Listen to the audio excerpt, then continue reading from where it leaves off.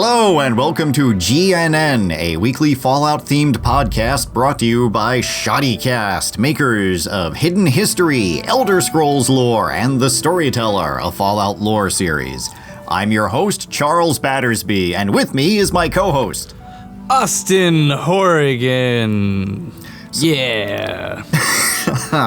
So, this week we've got the new agility video, and of course the cheeky little scamps at Bethesda pulled their usual prank on us, as they do every Thursday, by releasing the tech specs for Fallout 4 at the exact moment that our last video went online. Oh. And it really is like the exact moment. Our video goes on at like 10 in the morning my time, and at like either it's like 9:30 or 10:30 on a Thursday, that's when they have new news. It's right when we release an episode. And it's no coincidence that fits in with the agility video this week, because agility is all about stealth, and Austin and I both have Bethesda interns sneaking around our apartments at night. Yes. I haven't slept for 4 solid days, and I still haven't caught them yet, so they're very good at hiding. We will talk about Mr. Sandman in a couple of minutes, but there's a couple of other bits of news. There's the Fallout Loot Crate has returned. It's available at the time of this recording on Wednesday morning, so maybe it's still available when you're listening to this Thursday afternoon. Now, also, it's not quite news, but it's a fun experience that I had. I got to try the Wikia recreation of Nuka Cola that was on display at the New York Comic Con this weekend. So we'll talk a little bit about that and how you can make your own Nuka Cola. And of course, there's the greatest bit of non-news, which is that Fallout 4 hasn't gone gold yet. Last week, we were wondering, when's the point when we should start rioting and turning over cars and running naked through the streets of Maryland? And it's less than a month, so I think we really are approaching the time that Fallout fans should just freak out and start running around Boston naked, cannibalizing people. So, but first, let's talk about Bethesda's big news from last week, the tech specs. Austin, what do you think of these? They have specs that kind of seem demanding at first glance. Like they're you have to have 64-bit OS, which honestly isn't really worth freaking out about because they're all basically 64-bit now. It's been that standard for at least a year. Because if you're going to have more than, I think, 2 gigabytes of RAM or 2 and some change, you need to have a 64-bit OS. So yeah, I think a couple of years ago that might have been something to get outraged about. I remember when Dragon Age Inquisition came out, I was like, why do I have to upgrade my operating system? You damn Microsoft bastards. But yeah, I think just about anyone that's bought or upgraded a computer in the last year or two should have the processor and operating system to run this. The minimum requirements kind of reflect the PC that I have, so it does represent that, some of our computers are getting a little long in the tooth. It's more indicative that, like, oh man, we need to start planning to, upgrade our rigs, which I'm actually planning to do at the end of the year, which is, people asked me if we're going to be streaming Fallout 4. I know Kyle is planning on it. I don't know if I can. I'm certainly going to try. But yeah, they're not too bad. 8 gigabytes of RAM, I mean, most computers ship with that, if not 16 these days. I have 16, so I'm not really all that worried. RAM is probably usually the least important of the specs, though. i5 is a minimum computer. Actually, the Lone Vault Wanderer did a good video on it where he went into one of those PC building websites and built the minimum PC and built like the recommended PC. And I think you're looking at, if you're going to be building a new rig for the next generation, the minimum amount you're going to be spending is like $1,500 or $1,200 to $1,500, and then the next step up was like $1,800. So yeah, if you're a PC gamer though, that's kind of the price of admission to PC gaming. That's what you bought into. So yeah, I don't think it's too bad. I don't know. I disagree with that because I have a case from a 6-year-old Compaq compact. Compact. It's like a 6-year-old compact office computer that's been gutted and rebuilt on multiple occasions. So I think if you do go out and walk into your local office supply store and buy just the crappiest PC they have, and then just add in a better processor and upgrade the RAM and a good graphics card, you may need to put in a better power supply. But I don't think $1,500 is really the minimum that you're going to end up doing. Well, that's if you're building a brand new one, which is actually the case that I'm in, because all the stuff that I have, there's no upgrading it is basically impossible. There's no better processor that it's compatible with my motherboard. So I've been planning on building a new PC for a while, so for me, it's not too bad. Yeah, I upgraded most of my system for Dragon Age Inquisition, which came out about a year ago. And so now I think the only thing I'm really going to do for Fallout 4 is just maybe grab last year's hot graphics card, used off of Amazon or something, and put that in. But otherwise, I feel pretty confident that my crappy old compact Frankenstein is going to be able to handle this. Right, and speaking of build your own stuff, I was at the New York Comic Con over the weekend, ran into a couple of Shoddy Cast viewers there. Hello if you saw me, and hello if you didn't. But one of the fun things at the New York Comic Con was that the Wikia, the same company that does the Fallout Wiki, they had a fantasy food truck where they had commissioned celebrity chefs to make real-world versions of food and beverages that are seen in video games and cartoons. And so they had the Cookie Cat ice cream sandwich from Steven Universe, and which was my favorite thing there. And they also had a recreation of Nuka Cola, which was the winner of the fans' vote of the thing that they most wanted to see made real. So their Nuka Cola did not come in the actual bottles that you see in the game. It didn't have the caps. It was just a little plastic blue bottle. But it was... I think they would have been toying with some legal problems if they had made it actually look like Nuka Cola too much. Yeah, it was just a little blue bottle with, a label that says Nuka Cola, brought to you by Wiki. But it's a fun little thing that they put together, and they were just giving these away if people showed up to the truck at the right moment. You could get that, or the Cookie Cats, or the Greedy Milk from Warframe, which is a reference to someone crushing their enemies' skulls. So if you want to make your own Nuka Cola and follow the instructions that was made by the celebrity chef that they hired to recreate it, there's a fellow named Christian Stevenson, whose channel is DJ Barbecue. He did a video showing how he made it and the inspirations behind it. So you can look it up and make your own Nuka Cola, which I thought was a lot of fun and carried some around with me in my Fallout outfit while I was at the New York Comic Con. All right, now another bit of non-news that we have is that Fallout 4 has not gone gold as of this recording on Wednesday morning. So it's less than a month before it's supposed to arrive, and I think we really are approaching the point where it's time for all the Fallout fans to go nuts and start running naked through the streets and creating our own wasteland all up and down the East Coast. Austin, I think last week you said that we should wait until it's less than a week before launch before rioting. For actual physical violence, I think it's a week. But around now... I think maybe a good policy right now is just rip off all your clothes and run around your apartment screaming and set up a webcam. As a practice. It's a practice run. Yes, test runs. Of the rioting. Yes, turn over your own car first.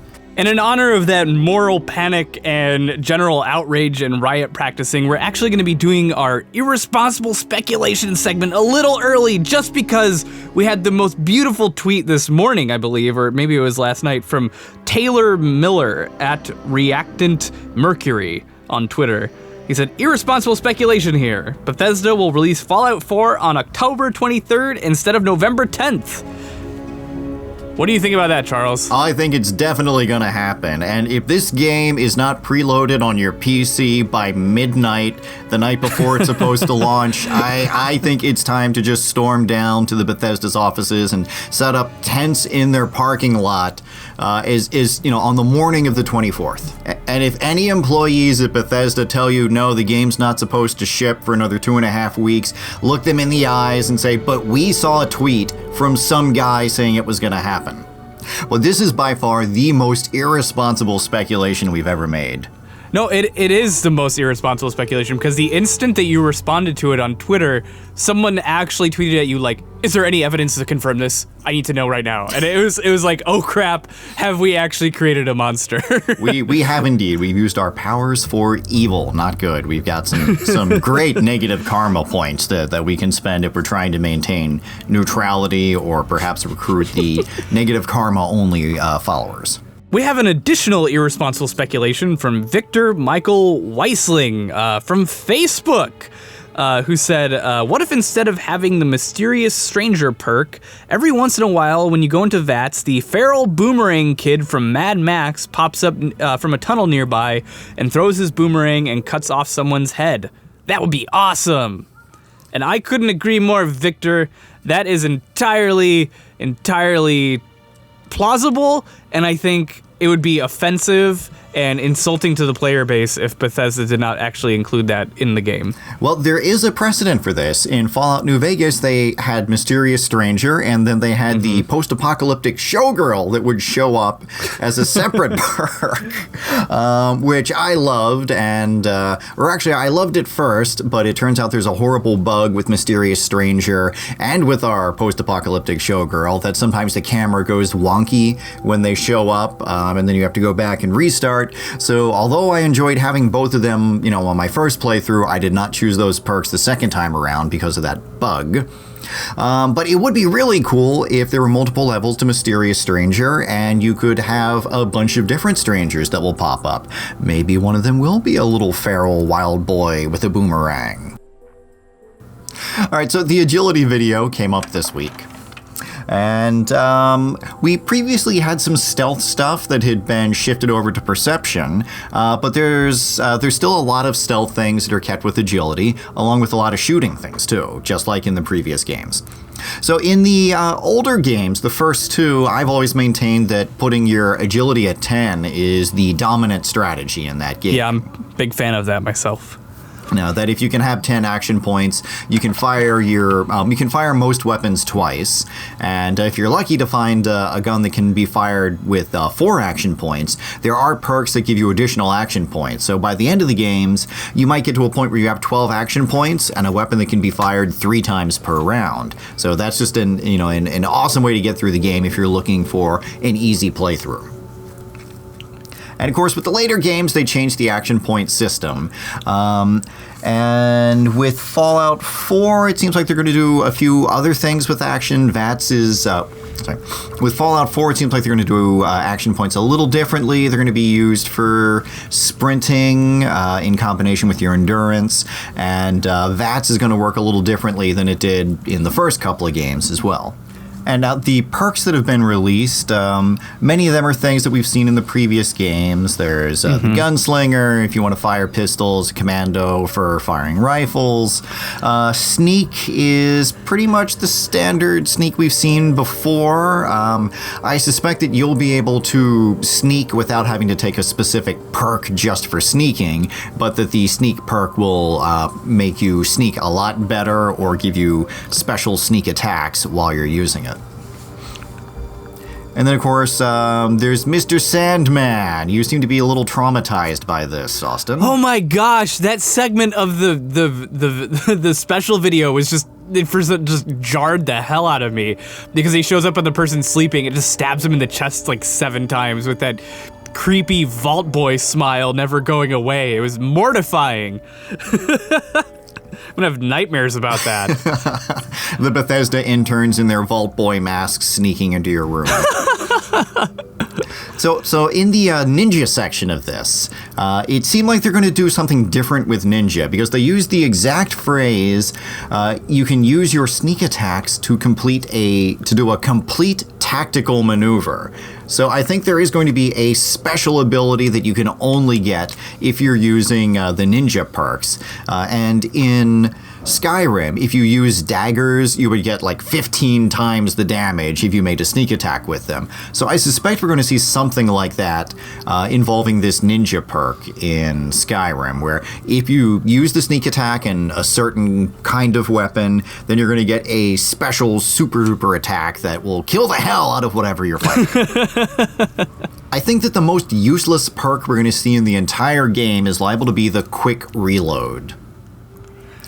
Why do you think that? I'm very interested in why you think that. Why is reloading slightly faster really going to make that much of a difference in the game? I've never found myself thinking, oh man, I just got to get this gun. It's only with the very large weapons that you have to worry about really long reload times in the middle of action. Well, it's just when you got like a super mutant coming on you with a super sledge or a horde of ghouls that are running at you. I mean, I don't know if you want to be fumbling with that gun so much.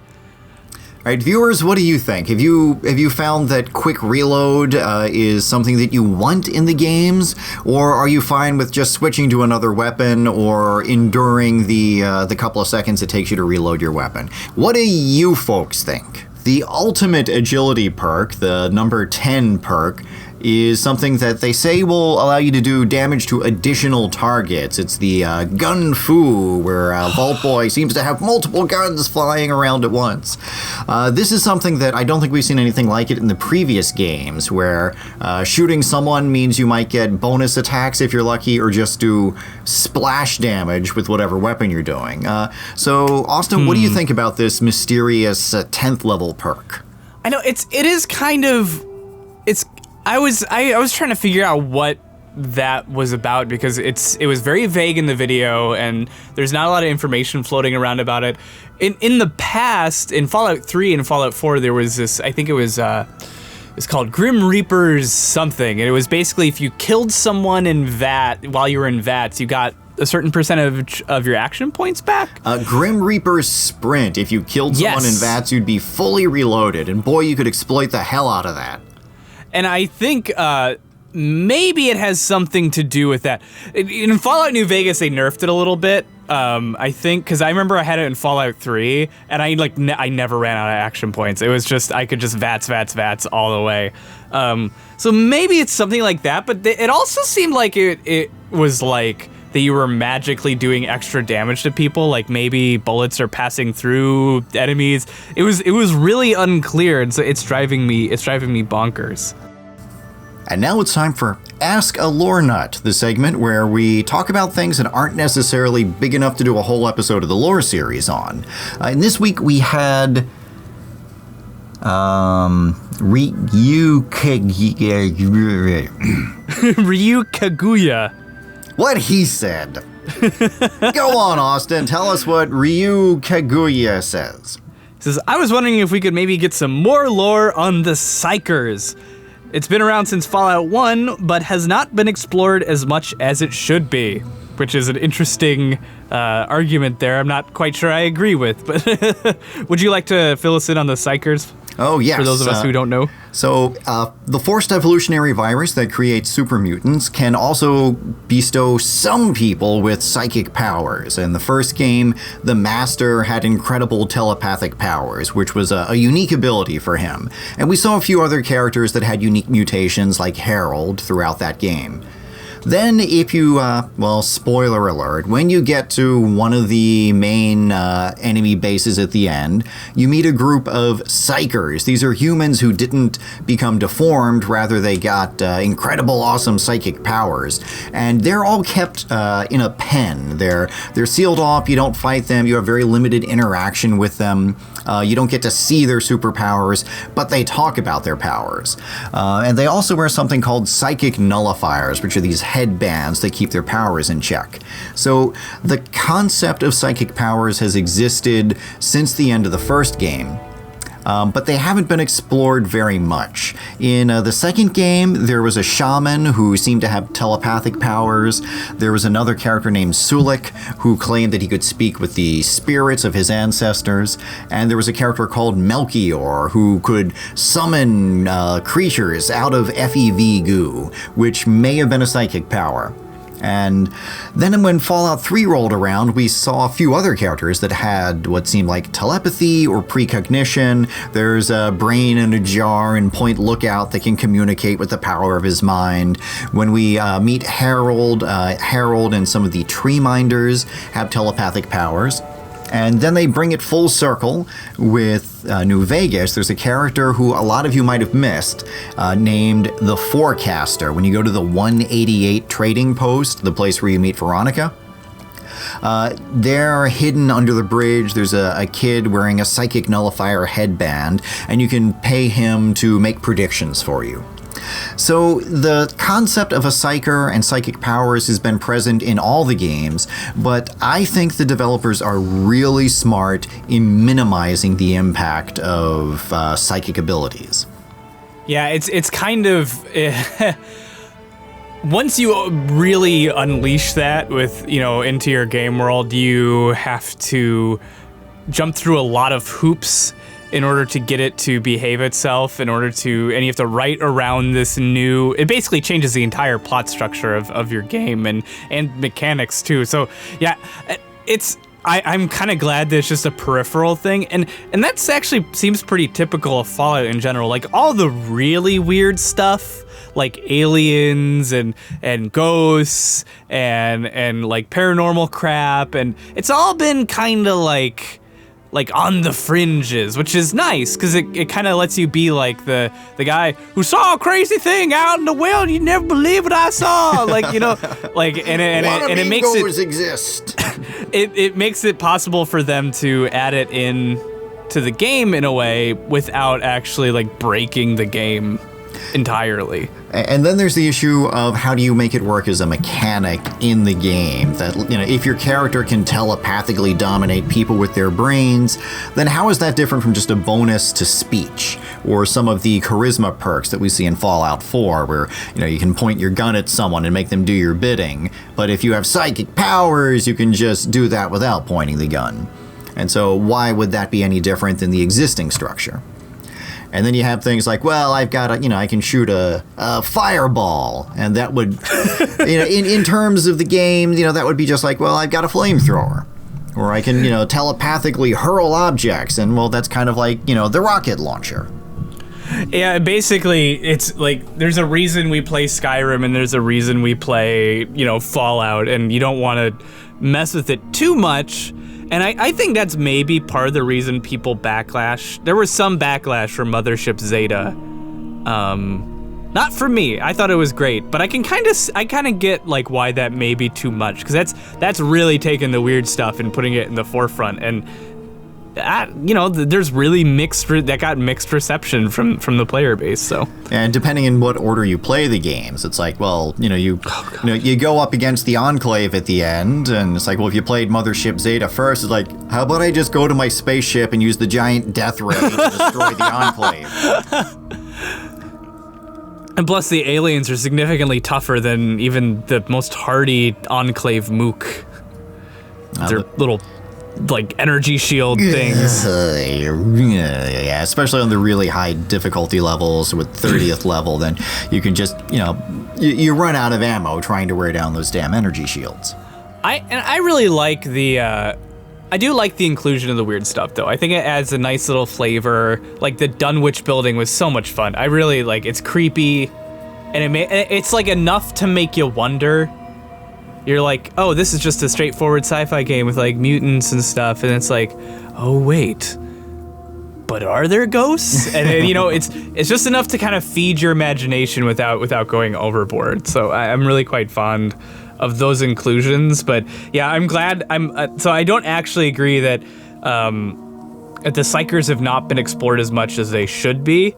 Because I think that keep them on the outskirts is a really good choice.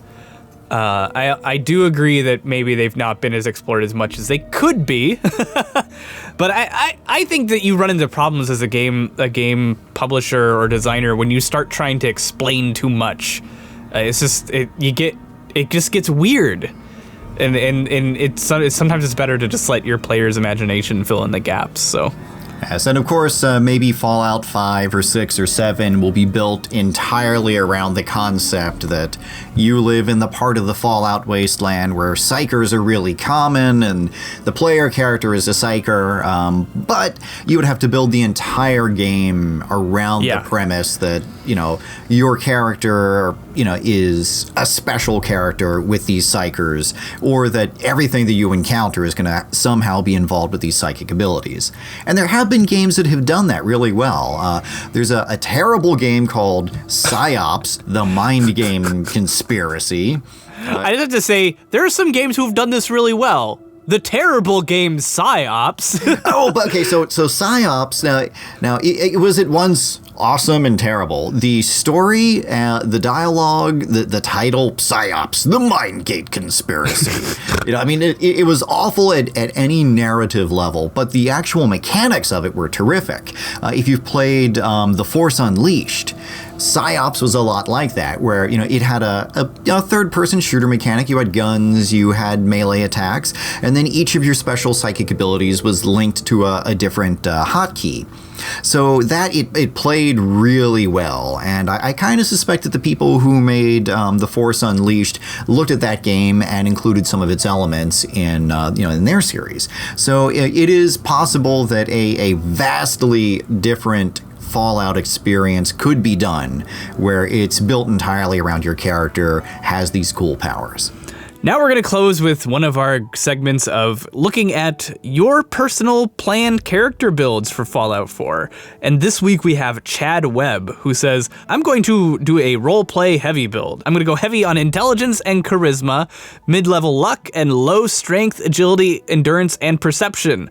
I'm doing this to reflect the effects of being frozen for 200 years and not using my physical body. I have hope that I'll be able to survive on my wits and my ability to play the game well as I build up my physical specials as one would actually have to do. I really like this idea, and to me it's actually representative of the way that I think of Bethesda games and the way that I play them.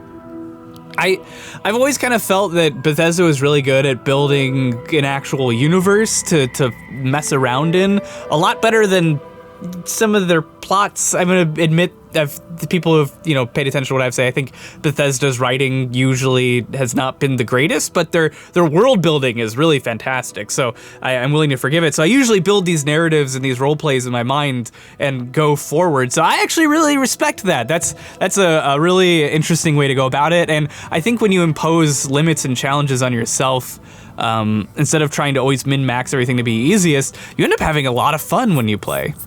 Yeah, in the first couple of Fallout games, they did have some pre-rolled characters that you could play that would give you the archetype of the soldier, the diplomat, or the stealth character. And I do like the idea of having this guy or woman who's just come out of cryo freeze, and they're all weak and lethargic and have to to slowly acclimate physically to the wasteland, even though they still retain all of their soldier and pre-war training. So this is a really interesting build. I may do something like this eventually, although I think I am going to stick with my Hannibal Lecter concept for my that's what I was going with too. Sorry, I didn't mean to interrupt, but that was this thing I was thinking about doing, like the intelligent, manipulative sociopath. Yeah. And with negative karma, so that I'll do bang through the storyline with negative karma, and then because the negative karma always leaves a bad taste in my mouth. Then go through and do a proper playthrough with good karma, so I can in that 100-hour long adventure I have, I can feel like I'm doing good things in the wasteland. Maybe since you're going to be going the kind of Hannibal Lecter route, I think maybe I'll go a different direction, because I've found that especially the Fallout games, the newer ones, Fallout 3 and 4, were really susceptible to just murdering your way through the plot. I especially I played The Pit a while ago, and I murdered my way up to the front door. You know how you're supposed to have all these conversations with like the different raiders? I was like, nah, screw that. You still get captured. And then the instant I like had it available, I just went in and started murdering everybody. And I wrapped up that DLC in like an hour and a half. It was easy. So I think maybe I'll go with some sort of rampaging sociopath who has like high, murder skills, I guess agility and perception and endurance, and maybe a little bit lower on intelligence and luck and such, and just murder my way through the game and see if I can beat it in like 6 hours. Yeah, I think a lot of us are going to bang through as quickly as we can, and then do our real playthrough afterwards. So listeners, what's your playthrough going to be? And of course, feel free to shoot out your irresponsible speculations and see if you can come up with something even less responsible than what we did this week. We will be back next week with Luck, the final of the special videos, along with all the news that comes up between Thursday. Okay. We'll be back next week with Luck, the final of the special videos, along with an update on whatever bit of news Bethesda drops in the middle of our podcast when it airs on Thursday afternoon. We need a psycher to be a part of our podcast. That way we'd be able to, predict what they're going to be releasing to follow while this podcast is going. We need to broadcast live from within the Bethesda offices someday. Yeah. But until next week, I'm Charles Battersby. And I'm Austin Horrigan. And tune in every Thursday for new episodes of GNN right up to the launch of Fallout 4 and beyond, along with new episodes of Hidden History, Elder Scrolls Lore, and The Storyteller, Fallout Lore.